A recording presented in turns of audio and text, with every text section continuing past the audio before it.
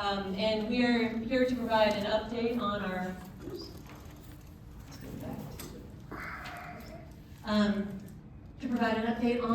planning phase progress for Bulow Creek Headwaters Regional Park. I just want to introduce myself. I'm Elizabeth Manley. I'm a landscape architect with Kimley Horn. We're a multidisciplinary firm that is supporting the county in these efforts. I just wanted to introduce our county team. We've got Amy Stroger, our project manager. We've got Commissioner Dance, our project champion. We have Commissioner Richardson, also a great champion of our work and project. Am I missing any other client team members? Oops. Oh, I'm sorry. We've got Eric Rabluta, our county lands manager, who's been working hand in hand with us all along the way. So we've all had the pleasure of making numerous site visits together and a lot of good ground truthing and good input sessions as we've developed design since the last time you've seen us. I also wanted to introduce our Kimley Horn team. We've got Tori Francis, landscape designer, Tori Batchelor, our environmental scientist lead. We've got Jordan Mobley out at the welcome station, there she is, and Michael Valente, who's a landscape designer also. But we are just the face of our, and a part of our Kimley Horn team. We've got a lot of great planners, civil engineers, transportation engineers, structural engineers that have been helping all along the way. They just aren't here tonight to present. And we also have wonderful sub-consultants, Rhodes Brito, our architects, who are also architects on the Eco Discovery Center that I'm thinking you're aware of, that we'll talk about briefly. Clary Associates, our surveyors, and Search for Cultural Resources. Another very important partner in this project is Florida Department of Transportation District 5. So this is a partner project between Flagler County and the department. The department has the ability to grant local agencies like Flagler County funds, federal funds, at their discretion, and they have provided the complete funding for the planning and design and permitting phases for this project, which is a huge amount. So again, we're talking about the planning phase. The next stage of our work will be the design and permitting phase. So tonight's presentation, again, is an overall update, but we are still very much in the preliminary design stage, and that's why we're here tonight, is to provide a review, but mostly to get your input as to where we've come from last time. So in terms of overall agenda and format for this evening, very much the same as our last presentation. So we're going to do a presentation that's a little bit longer this time. We're going to try to be quick, just to give a good overview for everyone. Tell me if this starts getting too loud. Turn it off. And then we're going to break up into input stations. So we're going to provide just an overview for some of us who may not have been at the last meeting, talking about the proposed improvements in a little bit of detail, overall proposed design, and then being able to break up into our input stations. The input stations are the best format for gaining great input, answering questions, having dialogue. So to that end, and to really make the most of all of our time together, I just ask that all questions and comments be held until the input stations. We'll have at least an hour and a half for you to be able to walk around and us to gain input. So thank you for your patience on that. Also, you should have received an overall map when you came in and a comment card. That map is the same graphic, same map that we're going to be sharing and that you're going to see in the back. On the back side is a key plan to the map, and we're going to talk about some enlargements along the way. We'll reference this in the presentation, but just to orient you to that handout. You also should have received a comment card. That is to be used tonight if you wish, or if you want to think on things and send comments in later, we're asking if you could please send those in either email or call or mail by February 11th, so in a week. And that's because we're moving fast in a great way. So overall, again, planning phase. So the end product of this planning phase is a final master plan that's going to go to commission. How we are getting there is through several different tasks in blue. So we started the whole process with confirmation of a boundary survey. This wasn't a complete survey of the site, that'll be in our next phase, but overall confirmation of the overall site area. We also did a very thorough site analysis, so lots of environmental reviews, a cursory level cultural resource assessment, lots of desktop review, targeted field studies, and the majority of our work then informed by that input plus, or by those analysis plus the input that we gained at the first public workshop is driving our progress in this conceptual planning stage. So we had as you all remember, if you were here earlier, we had 2 different concepts. Based on your input, we revised that to 1 concept. We came to commission to give a presentation update for that one in September. We have refined per that input and per further analysis into our preliminary concept tonight. We are here at public workshop number 2. After tonight, synthesizing input again, making some more site visits, talking to our review agencies. We've got a number of permitting agencies that we've been coordinating with along the way, getting ready for permitting in the next phase. Again, we're just in design and just in planning at this stage.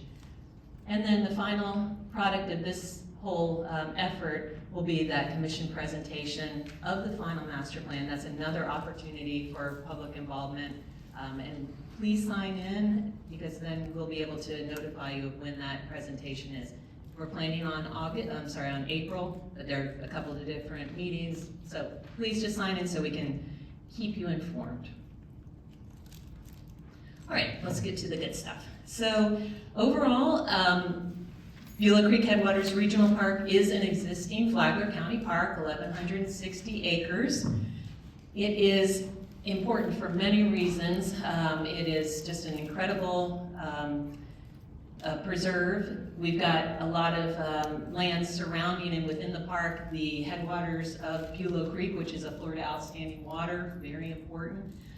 We've got State Road 100 to the north, just for orientation. You know, Flagler Beach is over here, I-95 is over here. And then we've got Old Kings, north-south, lands between our site and Old Kings. We've got our the one point at which we touch Old Kings here on our property, and then Polo Club to the south.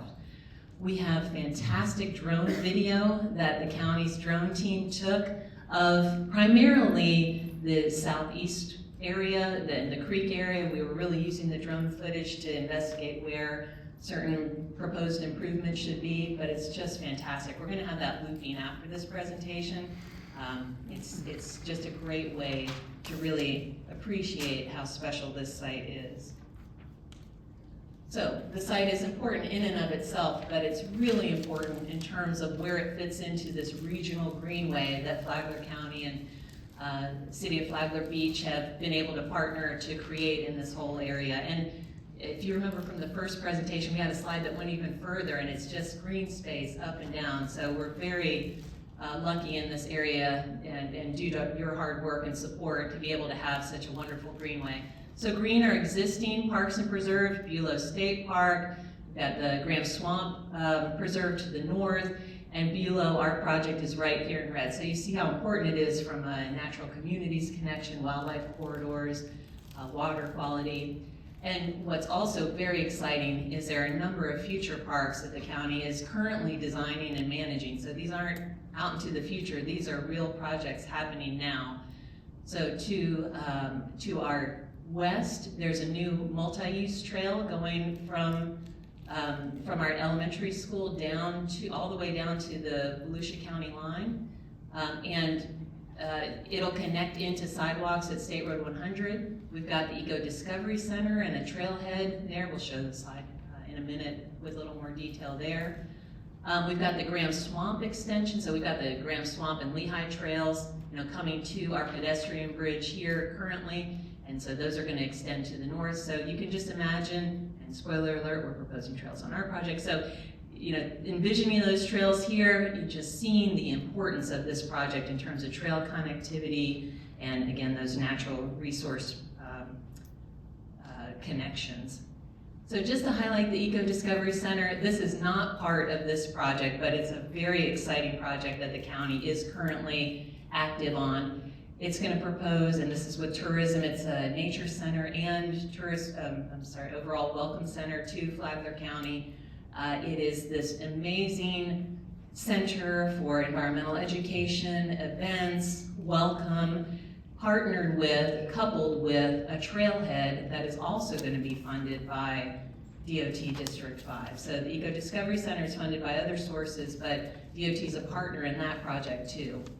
So very special project, just wanted to highlight. And the architects for that project are the same architects that we've engaged for this project.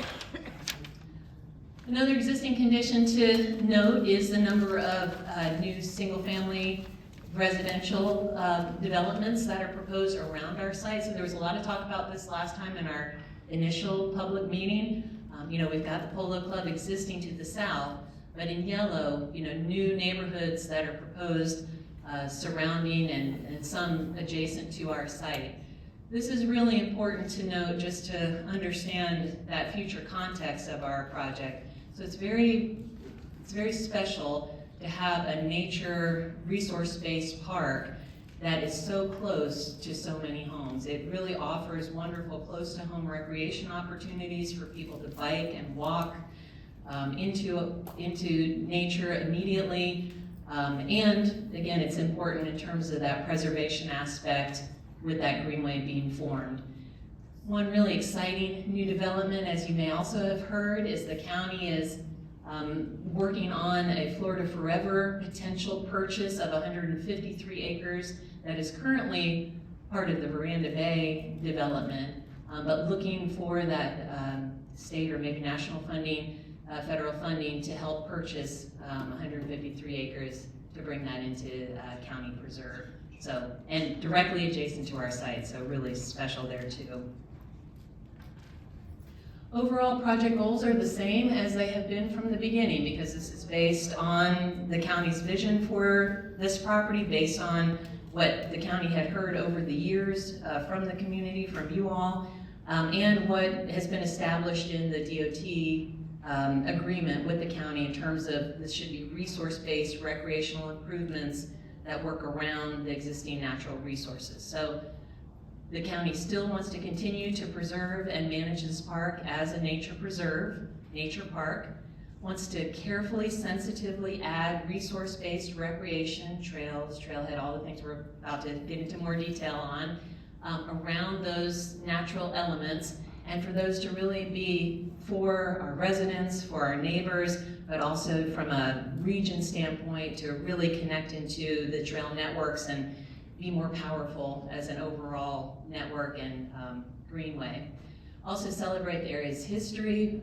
We talked a lot last time about all the great history, and of course we've done a lot of research and understand that. So how can we celebrate that? How can we reveal it? How can this project be in line with all of that from our earlier times? And then supporting the overall tourism and economic development goals for the county. At this point, I'll turn it over to Tori to talk about our environmental. Hello. So Bulow Creek Headwaters Regional Park has a vast array of different types of habitats. My team did several field investigations delineating the habitats, especially the wetlands. So on the screen you can see there are at least 15 different types of habitats. So uplands and wetlands. In the light green are generally the wetlands. Of course we have Bulow Creek to the east with some salt marshes around that. And then the light tan and brown are the upland forested communities.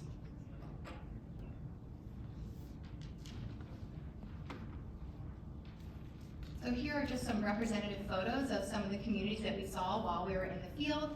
So we have the Cabbage Palm Hammock, we have Shrub and Brushland, Pine Flatwoods, those are all of some of our upland communities. And then there's Saltwater Marsh on the far right, again, which is around Bulow Creek. So just getting into a little bit more about the wetlands. As you can see, a majority of the site is covered with wetlands, and we definitely did our best to avoid impacts to those wetlands. And so here are some representative photos of the wetlands on site. Again, a lot of the wetlands were focused around Bulow Creek, but again, the rest of the site was largely mixed forested wetlands containing like cypress, some cabbage palm, red maple, and some of those species. We also have a lot of conservation easements located on this property. We think it's important to dive into those just a little bit. In the bluish purple color is a wetland mitigation area that was from Flagler County dedicated to St. Johns River Water Management District. So we have already started coordinating with them to better understand what type of activities could occur within this mitigation easement. In general, like no development is allowed, but they do allow trails. To the south, are a few other wetland mitigation areas. The pink color that was put in when Polo Club was first established. So again, no development is allowed there. In the orange is actually a gopher tortoise preserve, so that's managed by the Florida Fish and Wildlife Conservation Commission. They really don't allow any development, not even trails, and we have started coordinating with them, but we are trying to avoid impacting that completely.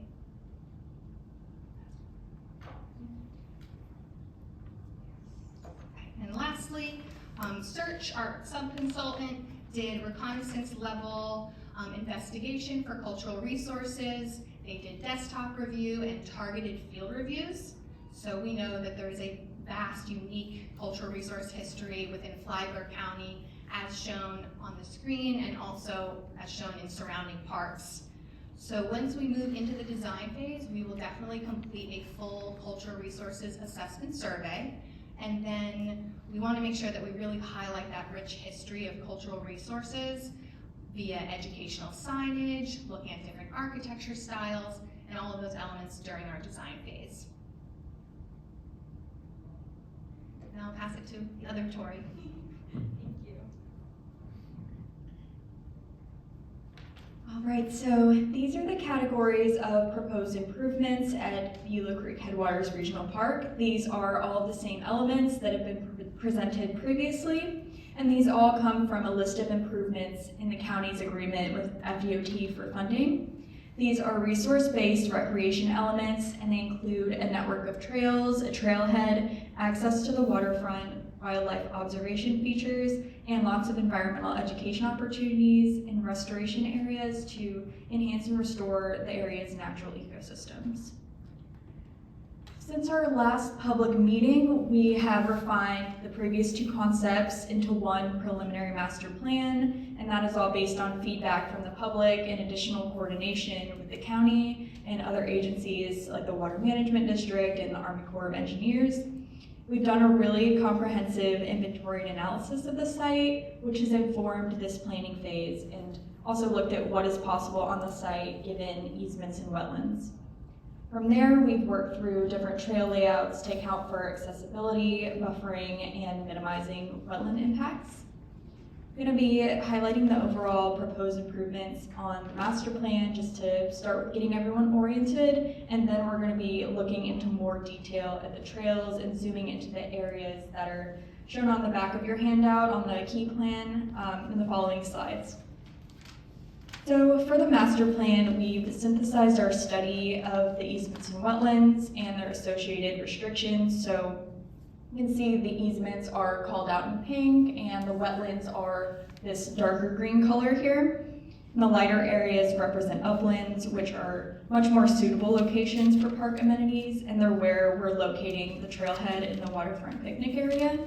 We heard from the last public meeting that the concept with the trailhead shown here towards Old Kings was preferred, and there was a lot of support for that, so we've been moving forward in that direction.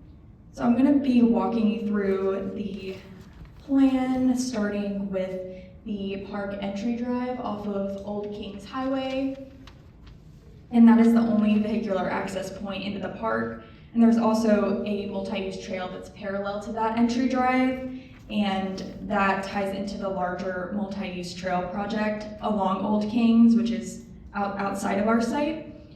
We're also connecting to the State Road 100 sidewalks, the Future Sidewalk project to the north, and the Future Eco Discovery Center trailhead as well.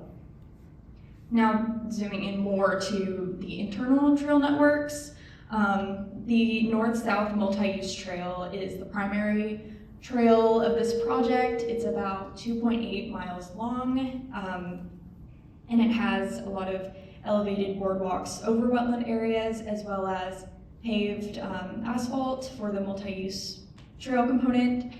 There are several unpaved trail loops throughout the park as well that connect off of this multi-use trail. So starting from the north, we have the half-mile Old Brick Road Trail, kind of where that previous brick road was historically. We have a 0.4-mile scrub trail through scrub habitat, and we also have a central trail that's about a half-mile as well, and then a 1.2-mile trail going around the Gopher Tortoise Preserve and making sure to stay out of that preserve.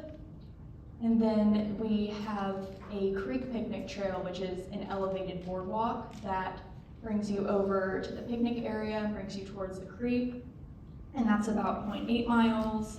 And we'll be zooming in more to this picnic area a little bit later, but that also has some unpaved trails and multi-use paths as well.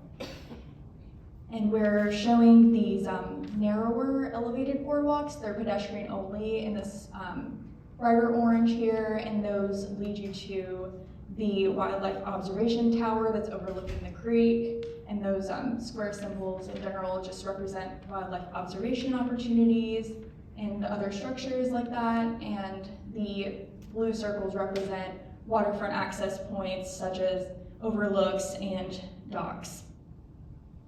So just to summarize the master plan, we're locating our amenities in upland areas. We're really trying to minimize wetland impacts while creating a highly connected network of accessible trails and boardwalks and waterfront access points.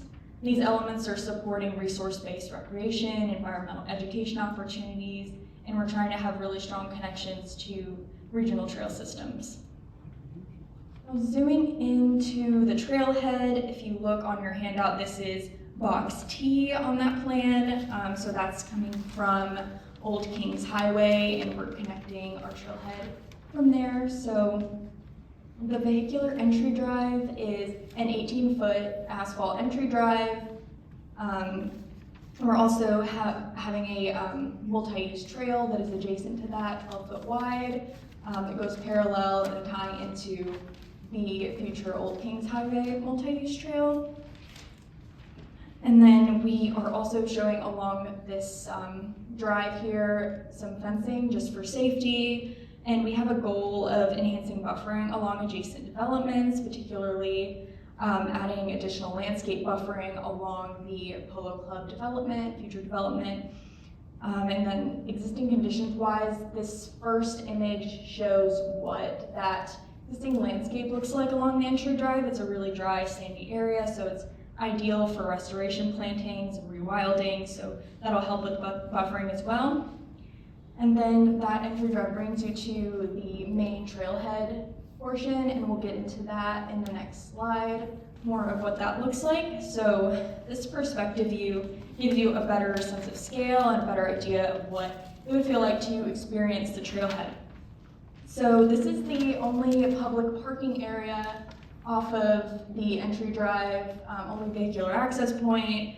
There's about 36 spaces proposed here, including handicap accessible spaces, and we've assessed this to be an appropriate amount of parking given the proposed amenities and the scale of the park. And you can also see more of what that rewilding area means and could look like with some taller shrubs just to help with screening and buffering and just to be more in character with the ecosystems of the site. We're also including a stormwater retention basin along the parking area just to help offset any improvements, and it would be nicely landscaped to integrate with the trailhead landscape. And then from the parking lot, you have a really nice sense of arrival. The pavilions and the restroom building are all very visible, and we have a kiosk here as well that orients visitors and welcomes them to the trailhead. And then we are, dispersing the elements really well throughout. We're working among existing trees as best as possible, and just note that the parking area and the exact layout of all of these structures are open to move around. They're flexible once we have more detailed survey information, and we can ID those really large trees and the best open space to work within. So we're preserving large trees and high quality canopy as much as possible. Some other amenities here include a small and medium pavilion, a wildlife observation structure that would likely be a bird blind, and there are in general paved accessible paths all throughout this trailhead that kind of creates this open picnic area. There is a really great passive recreation opportunity here as well, so really good for that. This slide is showing some examples of trailhead elements from familiar nearby parks, and this is just showing general character and types of structures and their materials that we would take inspiration from. So we would want to make sure that any improvements we have at our trailhead and throughout the park would fit within the regional character and stay tied to the cultural heritage of the region. And these are just some more specific reference photos of what those structures would look like in their capacity. So we would have a smaller picnic pavilion that would accommodate about 6 to 10 users, of course would have picnic tables, and then slightly larger pavilion that would accommodate about 15 users. And then we would have a restroom building at the trailhead, would have 2 stalls per each side. And then again, we would be proposing about 36 spaces at the trailhead parking area. And this is a photo of the parking at the Lehigh trailhead. So we're showing a little bit more than that, but it's going to be similar in scale. Our next topic is focused on the trail improvements.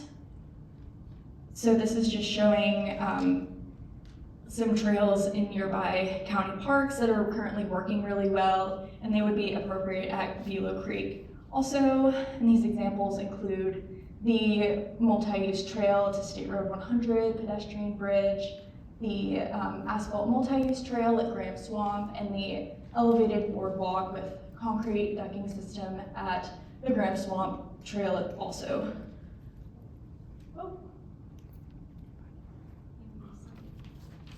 Oh, there we go, okay. Right, so moving on, I'm going to be walking you through the north-south trail system. That's that primary trail system. To help you get oriented, if you look on the back of your handout, there is a key of these different areas so you can see where it is in the broader context. So just looking at box number 1, this is the southernmost portion of the north-south trail. And just reminder, everything is labeled and indicated the same as on the master plan. So this dark green is wetlands, and then you have the pink, the easements are in this pink color there. So just going through this, we have primarily, we're showing a 13.5-foot wide elevated boardwalk through wetlands here, and this would be a concrete decking system. Brings users through wetlands until it transitions into a 12-foot multi-use asphalt trail once it reaches the uplands. And note that the boardwalk and trails, again, would be carefully aligned around large trees and high-quality canopy. Another trail type we have here is a 4-foot wide unpaved trail that heads east into the park, and this is the central trail. And it utilizes existing land management and maintenance drives, and it minimizes the need for any new disturbance. And this photo on the right just shows you what that land management drive looks like, and you can see that's really suitable for reuse as a trail. And now moving further north, this is box 2, so just above the last one. The north-south trail continues to weave through the uplands, and we're trying to avoid any sensitive scrub habitat as much as possible and limiting any impacts or development of the trail to the planted pine areas, which have been previously disturbed. And we're still showing a 4-foot unpaved trail through the scrub habitat where we can, just it's a really unique ecosystem and really good opportunity there. Moving further north, at box 3 on your key plan, the trail you can see just coming from that point where the scrub trail was is crossing through this conservation wetland mitigation easement. We have discussed this trail crossing with the Water Management District, and it is allowable, and it provides a really important continuous connection throughout the park. Also showing a small wildlife observation overlook type structure along or built into the boardwalk, and it allows visitors to pause and kind of appreciate this unique wetland here. And the headwaters of Bulow Creek is actually in this area, and that is a flat, seasonally flooded area, kind of looking like these pictures here. And it's also very open, so that helps with getting trails through the area. And then finally, just wrapping up the north-south trail network, the northernmost point, so box number 4, transitioning back into uplands here. The multi-use trail also has another smaller wildlife observation platform or bird blind coming off of it there. And then we're showing a shorter boardwalk that crosses this wetland area here. And then this is where the Eco Discovery Center trailhead would be located, so we would be tying our trails into that area just to have a really important, it would be a really important future connection for that project. And then we're also showing a boardwalk connector to the existing pedestrian ramp and State Road 100 pedestrian bridge, so connecting to Ram Swamp. And then additionally, we have a 4-foot unpaved trail that crosses diagonally through wetlands, the old brick road trail, where that historic road was. And then we would be connecting that to future State Road 100 sidewalks. And this is, again, utilizing an existing land management drive, and this overall strengthens regional trail connectivity. Right, and I will pass it back off to Elizabeth. There you go. Great. Oh, I'll take that too. Thank you. All right, so now we are moving to the south. So now we're going to look at the picnic area. So on your map, on the back, on the key map, it's the P area. So this is the picnic area that is proposed as we make our way toward Bulow Creek. So you have started at the trailhead, you've parked, or you've biked in or walked. You have taken the creek connector trail from the trailhead, which is over here, about 3/4 of a mile to get to the picnic area. We are just coming as walkers, as pedestrians, as bikers. There's no car access over to the picnic area. So we've come in, we are transitioning from that boardwalk over those wetlands into a very similar trail as our north-south trail, asphalt trail, that is then going to take us to our creek amenity areas, which we'll talk about in a moment. We also can turn right and come down into our overall picnic area. We're coming down and utilizing that existing cul-de-sac that's there from remnant development times to really maximize the use, the reuse of an already impacted area. And then you're coming over into this trail system that we'll talk about in a moment. Focusing on that Polo Club edge, of course there's the control gate now. We're going to replace that gate with a more secure gate and fencing system to limit any public access. No public access into the Polo Club as part of this plan, just to be very clear. So beefing that up, breaking up the connections from the trails even to that area, restoring some areas here, replanting to again direct everyone toward the picnic area. We'll talk about the picnic area in a second. As we cross through the picnic area, those are those existing beautiful ponds that are out there. We're coming across, there's an existing boardwalk. We're going to rebuild that boardwalk in the same location, again, to minimize impact, and bring us over to what we've been calling the island, to connect to a new wildlife observation platform. We're currently proposing that toward the end of the island because the views are so great there. And the idea is that we are ramping those boardwalk access pieces up to a second level of the observation tower. Everything that we're proposing has to be ADA accessible per DOT's requirements, but we always do that anyway because it's the best practice. But we really feel passionate about trying to get everybody up at the second level to really be able to enjoy those gorgeous views. So looking in more detail at our area, same proposed improvements, just a different view like we're flying in. We've got those existing pines. Here's the view here, again, still on the P in your plan. We've got the existing ponds. we've come across from the trailhead, we've come in this way to this new trail loop, or we're continuing on the asphalt trail to this point, tying into loop trails around the existing pond, picnic pavilion, medium picnic pavilion, small picnic pavilion, same pavilions as at the trailheads for nice connectivity, a standalone restroom near the trail loop here, still part of everything, but just a little bit closer to this trail loop. Coming into the pond area, nice overlook here, fishing dock here, connection to that existing boardwalk here, and then off to the creek amenity area to the north. So what do these look like? These are just comparable images. In this zone, we'll still have that concrete decking type boardwalk coming as that connector trail, but as we get into some of the smaller trails of this picnic area, we'll probably have some at-grade boardwalks, maybe some timber boardwalks, and then unpaved trails. I mentioned that wildlife observation platform. This is all to still be designed, but inspiration and general thoughts are something similar to this potentially, in which we are coming in at an upper level. Maybe that's it, maybe there's another level up above, but something of this nature to really be able to give you this great destination, this great view of this wonderful natural area. Other types of wildlife observation that Tori mentioned at the trailhead and here at the picnic area, throughout along the trails, could be anything similar to this. Little blinds, little platforms, artistic interpretation elements, and then rewilding, restoration plantings throughout that of course are dependent on what the native ecosystem is in that particular area.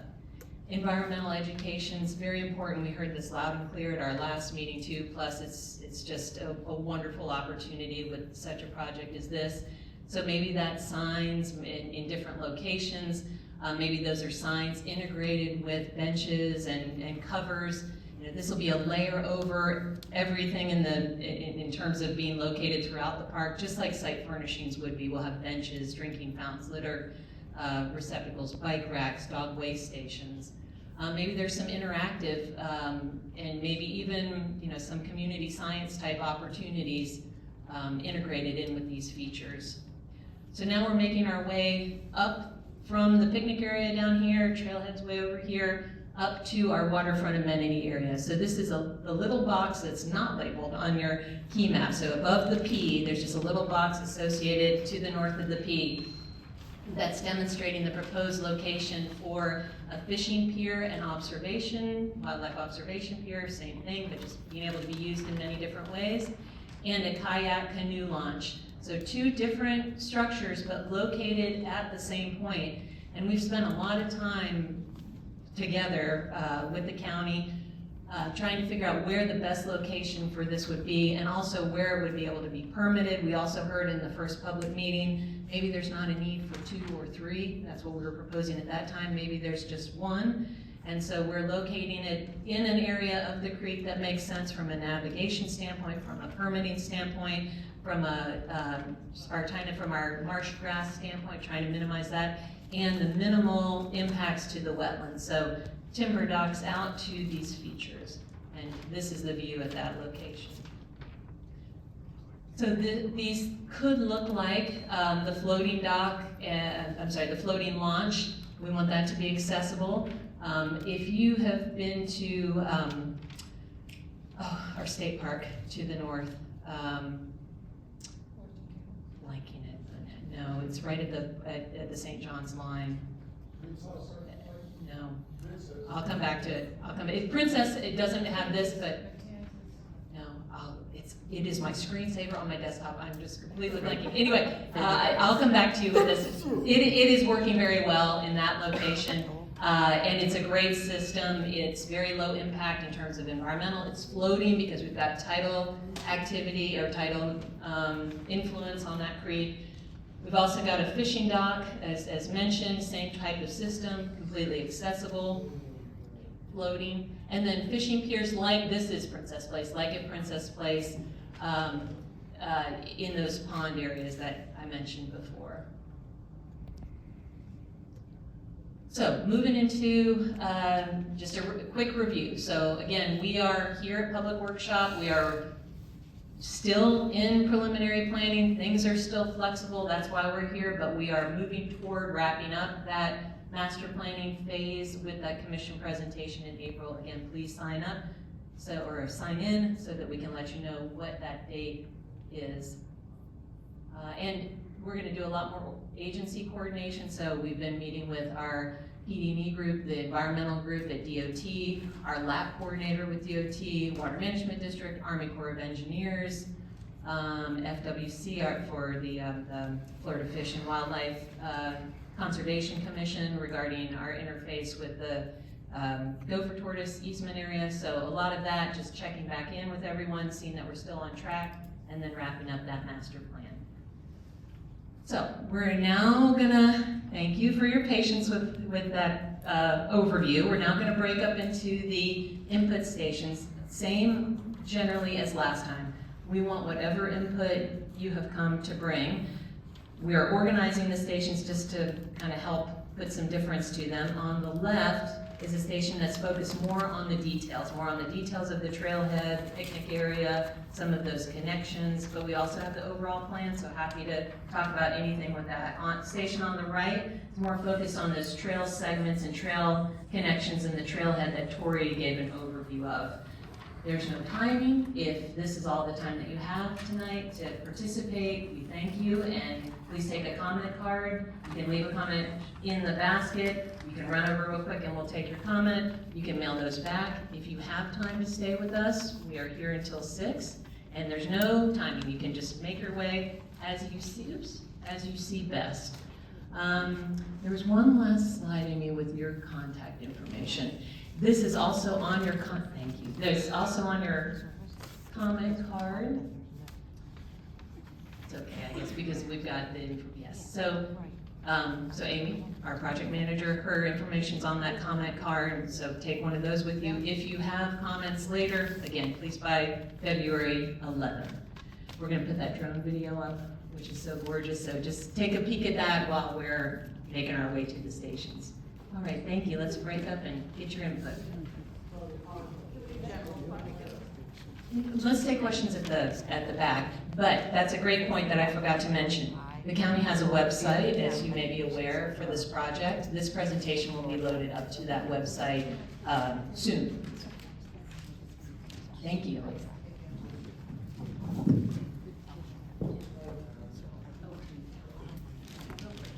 The drone video starts from the picnic area and kind of goes around the north side, so that's what we're seeing. All across prosecuted, right? No.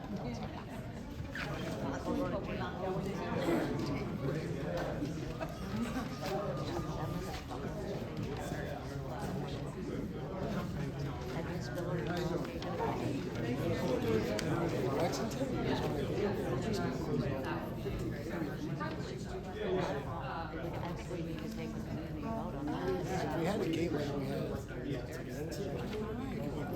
I don't. Hi. Similar yeah, how is she? Tell him I say hi. We will. Tell him to come to us. Hi.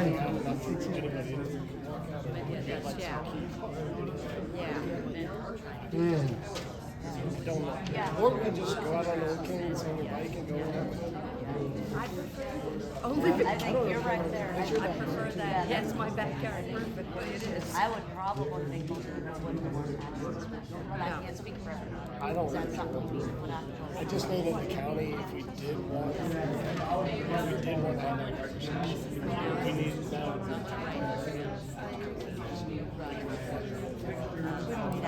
Well, they're not gonna walk it off, there has to be a gate, because of fire, they said an emergency.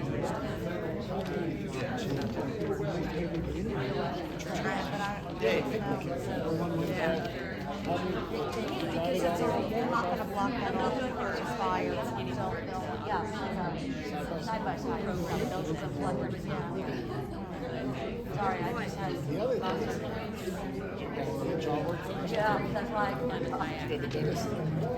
Don't chew Oh, your don't face. laugh. Don't chew the I would bring, you know, I would pack my fishing gear, but That was one thing.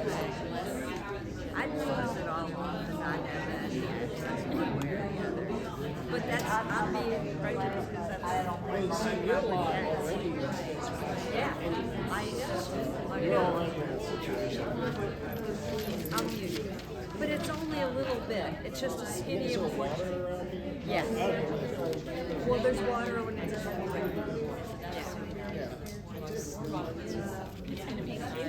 Maybe land of e-bikes, it's easier.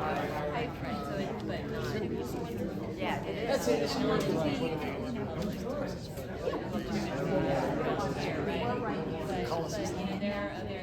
just hear what she said. So how's it? Yeah. He's wild. You'll see. Be careful. I know. He's wild. He's a wild. It's tough, but, you know. That's why I was like, we're heading to our side. Am I on television right now? Oh, it is. You know, No. yeah, well, yeah, no.